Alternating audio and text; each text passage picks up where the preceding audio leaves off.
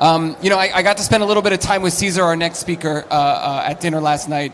It was really enjoyable. I was really impressed with his background and how he came to the topic. It was very very exciting, very passionate.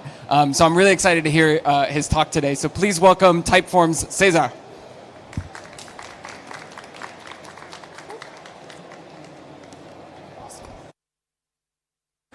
Thanks, Neil. Hello. Hello, yeah. So I would like to invite you to imagine what is the experience of a developer in your average tech organization nowadays. If it's anything like I have experienced, it should look something like this. Nope. Something like this. It's a mess. I'm talking about daily stand-ups. I'm talking about performance reviews, retrospectives, being on call, handling incidents, coding, Slack, pair programming, string programming, mob programming, you name it. It's there.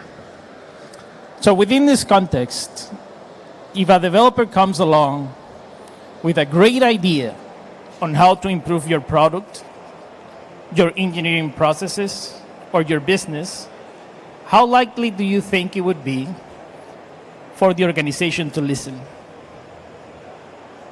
If everybody is immersed in their own version of this chaos, how likely it would be for an organization to listen to an idea, align, and build on top of it when it comes from an unexpected place? I would say it's not that likely. But let's back up a minute. My name is César Lugo, and I'm a software engineer at Typeform. And I'm here because we want to share with you how we have built a culture of bottom-up change that puts the developer in the driver's seat of introducing innovative ideas in the company. And you might ask yourself, why is that important? And you have probably heard in different podcasts or read in blog posts, or it has been spoken here, that what developers want nowadays is work-life balance. They want flexibility. They want good salaries and cutting-edge tools and all of that. And it's true, we want those things. There's no way around it. But is that it? Is that all it takes to recruit, retain, and engage developers? We think there's a bit more to it. We believe engaged developers don't want to just be a clock in a factory machine. They don't want to passively wait for specifications to arrive or to be constrained to work on the problems that they're instructed to exclusively. There's nothing more grueling than being very busy building something you know is going nowhere. It turns out engaged developers want to connect the dots. They want to see how what they're building is making an impact. They're builders, and they want to see their own ideas come to life too. Even if they're big ideas, even if those ideas go beyond the scope of their teams. Engaged developers want to make a difference. And it feels fulfilling and good to say it, to make a difference. But how do we land it? How do we make sure that an organization is ready to listen, filter out, give proper feedback, and give a fighting chance to a new idea to make a difference? In Typeform, on top of a culture of psychological safety, inclusion, and experimentation, we have been relying on two artifacts that serve as guardrails and induce this bottom-up change organic movement. One of those artifacts is a quarterly hackathon that is called the Hive Sprint. In the Hive Sprint, anyone can propose a pet project to work on during the last 2 weeks of a quarter. This can be a product feature, a business improvement, this can be a social initiative or an internal tool. And anyone in the organization is free to drop what they're doing for these 2 weeks and join ad hoc teams to make those ideas a reality. Now, these 2 weeks are sacred. There's no meetings, there is no stand-ups, there's nothing of the sort. 100% of our capacity is dedicated to new ideas. It's organized chaos, and developers love it. They get to work with people they don't know from the organization, to face problems that they're not exposed to, and they get to just band together and build stuff without having to go through gatekeepers, without having to convince stakeholders and get buy-in. It's just building stuff. And it all culminates in a mega hyped demo session where all teams come together and showcase what they have built, like in a hackathon. And if you see on the right part of the screen, these are real engineers expressing excitement about being in a Zoom room, showcasing and demoing something. And if you're being in a room full of engineers, you know it's not an easy feat to get them excited about something. So we're pretty happy about it. So in the next weeks, what happens is that now product owners and engineering teams shop around and look for those ideas that we're promising. This is the moment of analyzing, of trying to productize these ideas, put them in team backlogs and get buy-in, right? And we have gotten a pretty nice return of investment out of it. We're not only breaking down silos and connecting people from a meet organization, but we are also building features that are fundamental for Typeform. One of those is the latest version of the latest major version of our form builder. This came out of a Hive Sprint. So, and note the form in Typeform. So, the form builder is a big stuff for us. This came out of a Hive Sprint. Another idea was an internal tool called the Interviewers app. This aims to gap the bridge between technical interviewers in a company and the recruitment effort.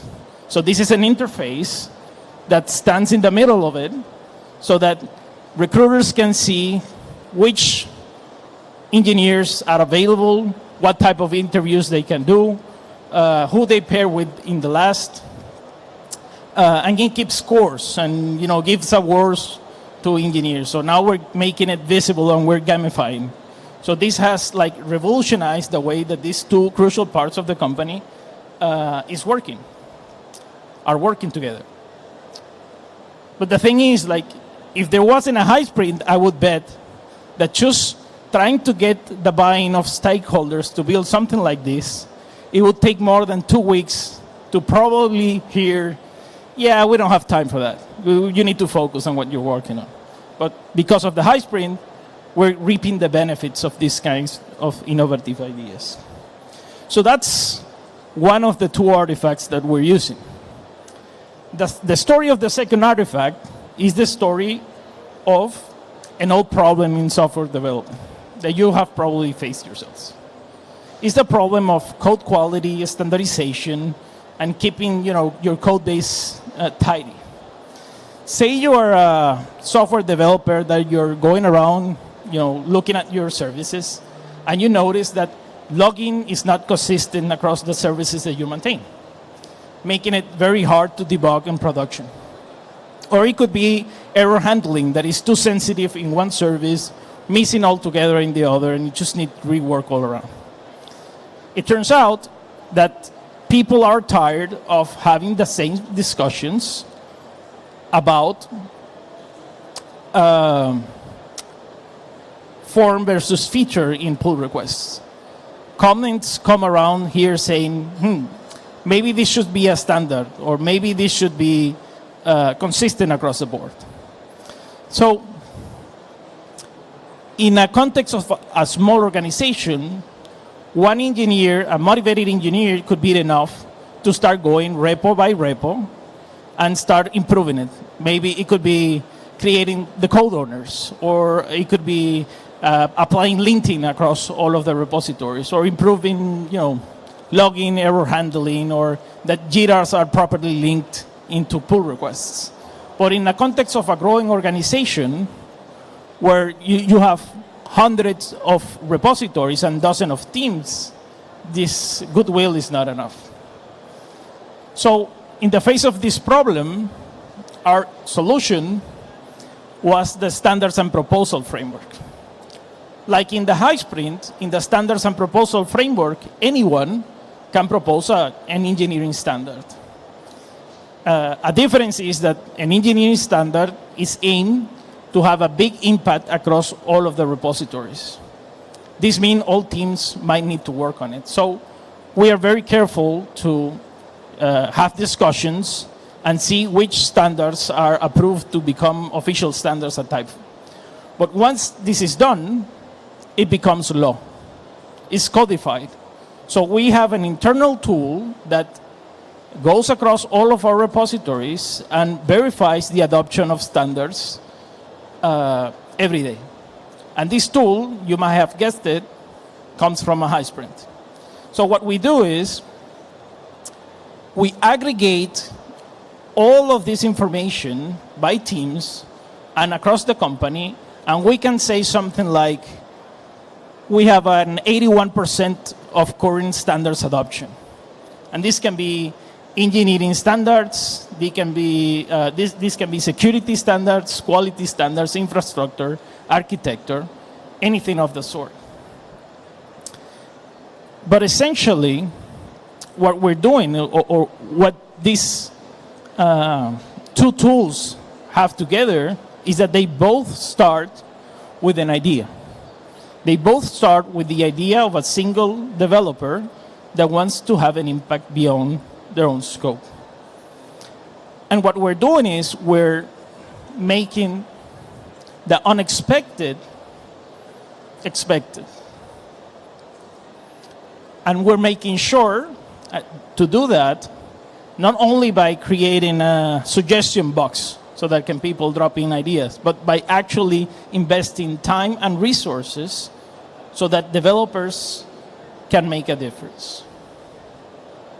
Thank you.